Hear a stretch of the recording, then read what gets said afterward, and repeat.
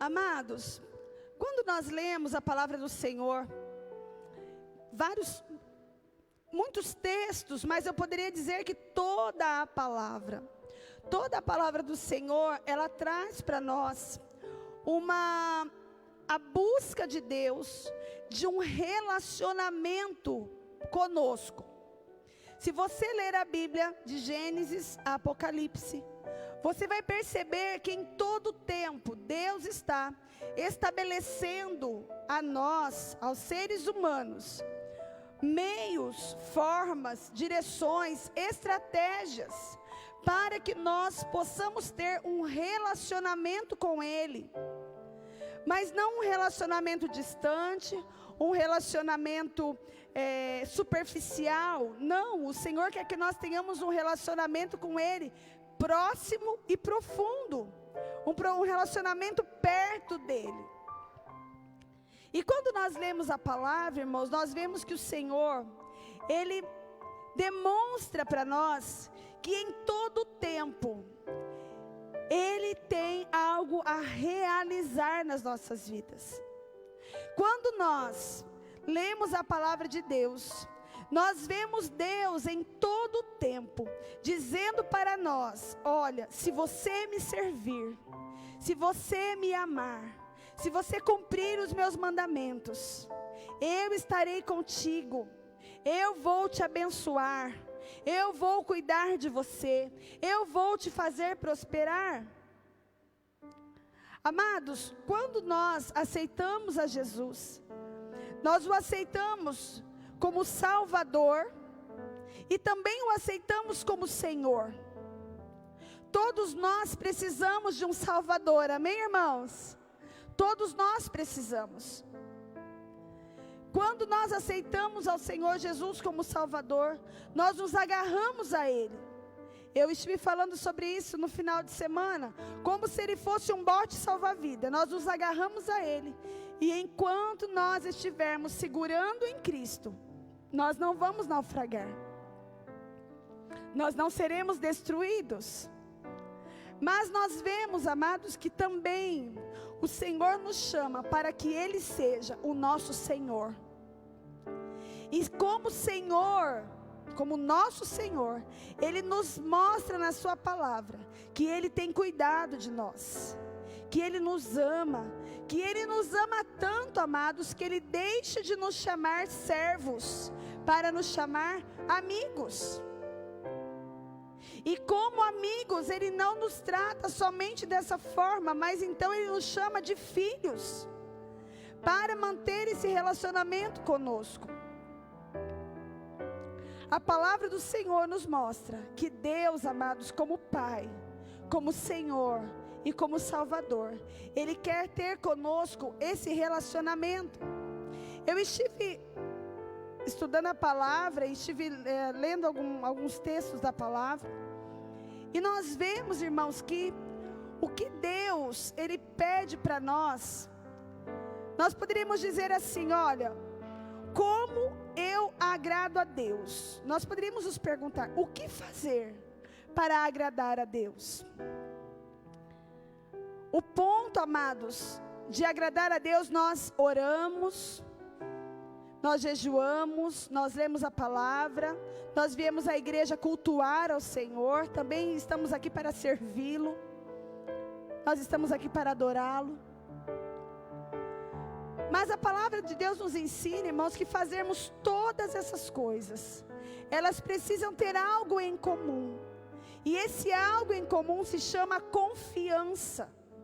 Nós precisamos confiar em Deus, porque se eu orar e disser a Deus: Senhor,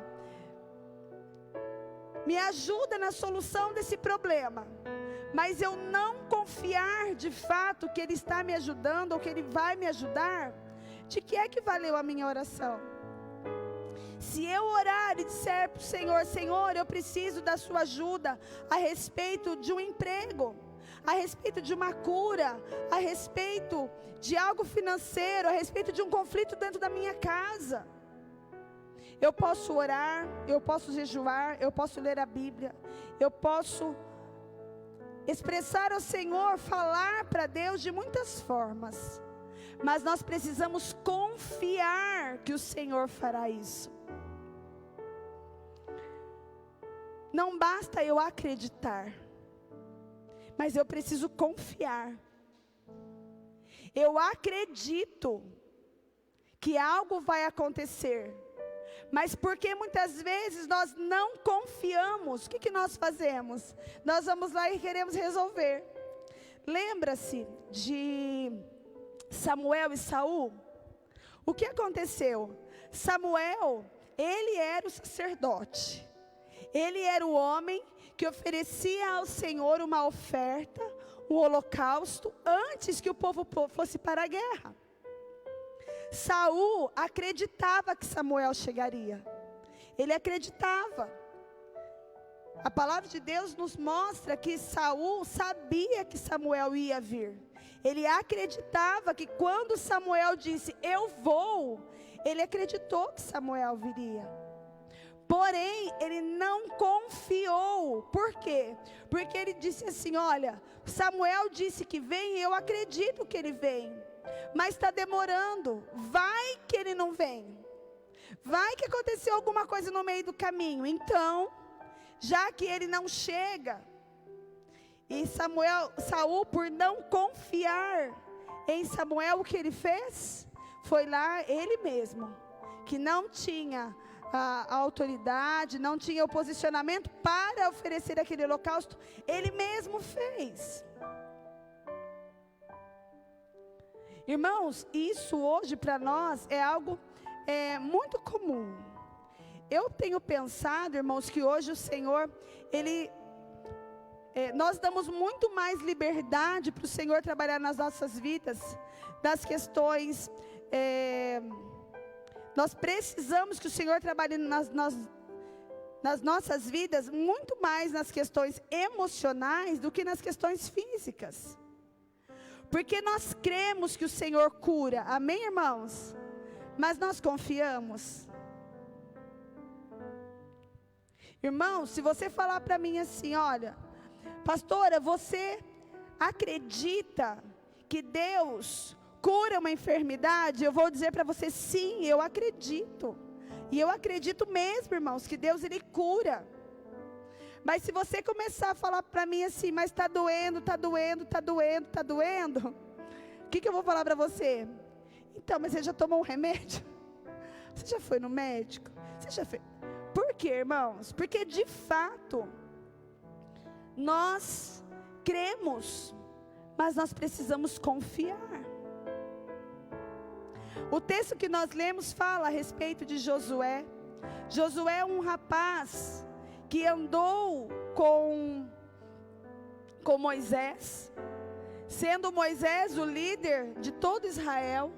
Josué andava com Moisés, e a palavra de Deus diz que um dia Moisés disse para 12 homens, olha, vão até a terra prometida, até o lugar onde o Senhor nos mandou ir, vão lá e vejam como é essa terra. Irmãos, todos os 12 homens conheciam a promessa. A promessa de Deus é que eles iriam reconquistar a terra que outrora já foi deles. A terra que Josué foi conquistar já tinha sido entregue por Deus. Lá a Abraão já tinha sido entregue, porém eles foram embora, eles saíram, não é? Depois da questão do Egito, eles saíram daquela terra. Quando eles saíram, outros povos tomaram posse. Eles precisaram ir lá e tomar de volta, conquistar aquela terra.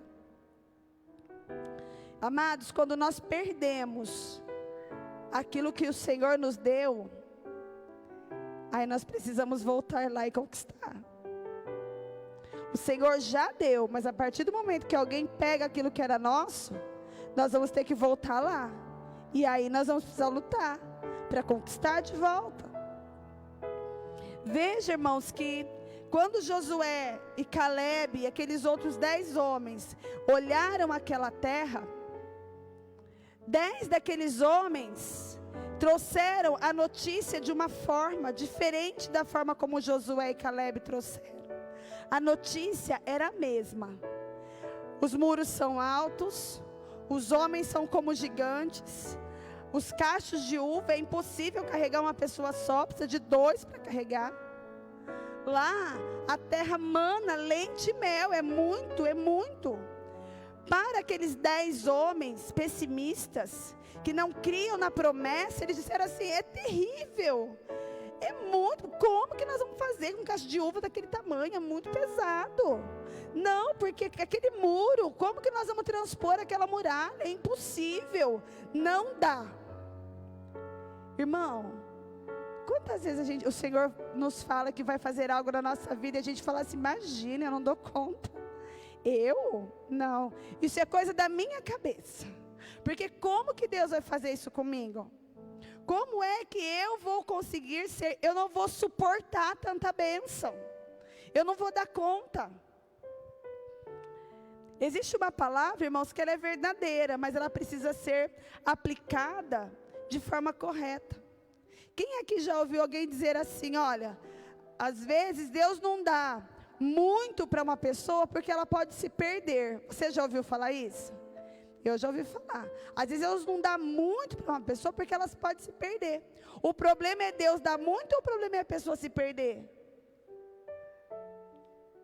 Irmãos, aqueles homens, Josué e Caleb, quando eles olharam, a perspectiva deles foi diferente, porque eles conheciam Deus e confiavam na promessa. Eles falaram assim: uau, não, o lugar é esse, foi para cá mesmo que o Senhor nos mandou. Olha a fartura, olha a força desse lugar, olha a fertilidade, que lugar maravilhoso. Eram pessoas que andavam junto, caminhavam junto, mas tinham perspectivas diferentes. Quando eles chegaram para contar para Moisés, irmãos, em quem é que Moisés acreditou? Moisés se deixou guiar pela opinião de quem? Daqueles 10 homens pessimistas. E isso nós vemos que na história se repete muitas vezes. Nós vemos isso na história de José, não é?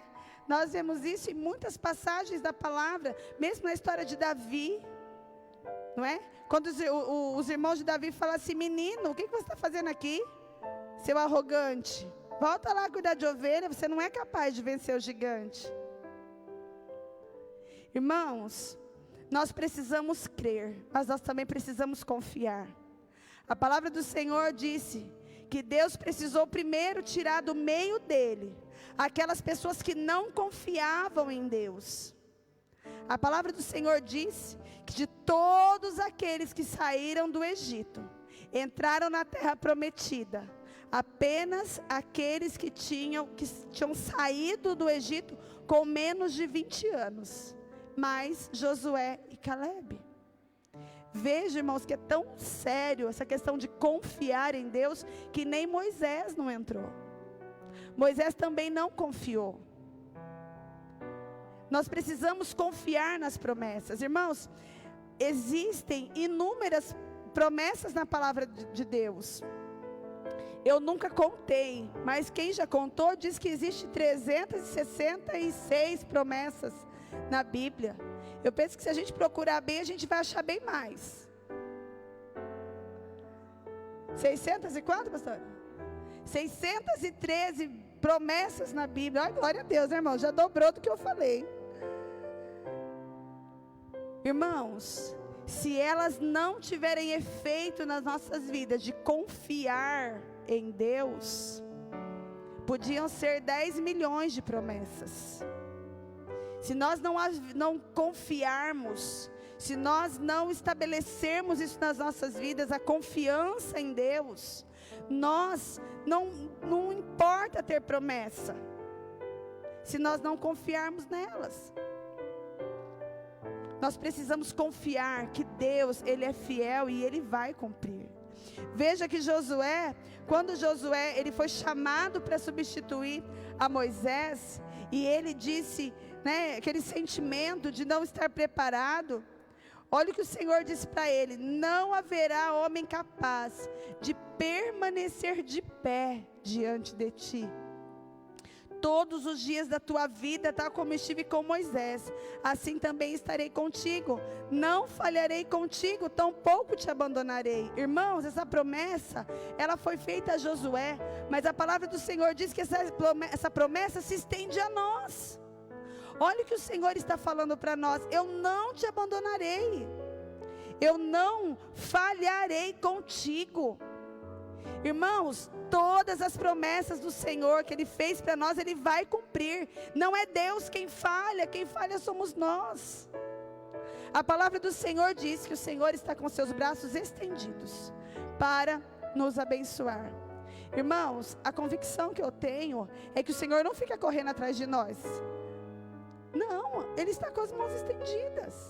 É como se fosse assim, olha, se por algum motivo fosse dito assim, olha, vai cair uma forte chuva, não dá tempo de você ir até a sua casa a pé, você vai tomar chuva, então fique dentro da igreja. Mas se você quiser sair de dentro da igreja, a igreja não vai sair. Eu estou dizendo da igreja em questão da cobertura, né? Em questão da construção. O teto não vai sair andando atrás de você. A mesma situação é com a mão de Deus. A mão de Deus está estendida para nos abençoar. Onde que nós precisamos estar, irmãos? Debaixo das potentes mãos de Deus. É isso que a palavra nos fala, que nós temos que estar debaixo das potentes mãos de Deus. Mas pastora, eu ando, eu saio, eu viajo, e a mão de Deus fica parada. Entenda, irmãos, o sentido. Eu preciso estar debaixo das mãos de Deus. Quem precisa de Deus somos nós, e não Deus vai ficar correndo atrás de nós. Quem corre atrás de nós são as bênçãos, e não Deus.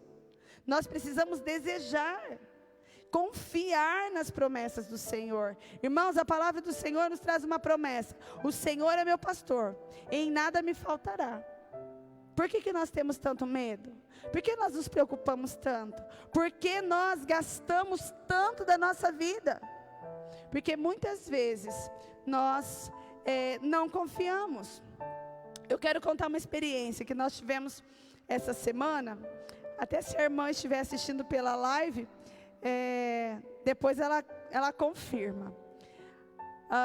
Essa semana uma irmã falou para mim assim: olha, eu estou com uma dificuldade, e eu só vou conseguir resolver o meu problema se uma determinada pessoa me ajudar. A pessoa precisa vir até a minha casa para me ajudar, mas ela já disse para mim que não virá. Ela já falou para mim que ela não vem. E aí eu disse para ela assim: olha, o que é que Deus falou? E aí eu mesma respondi para ela: Deus não falou para você que Ele vai prover na sua vida? Então faça assim, creia, confia no Senhor, porque Ele vai prover o que vai suprir a sua necessidade. Aí chegou no dia seguinte, que era a necessidade dela. Quando foi exatamente no horário que ela precisava, a pessoa chegou e bateu na casa dela.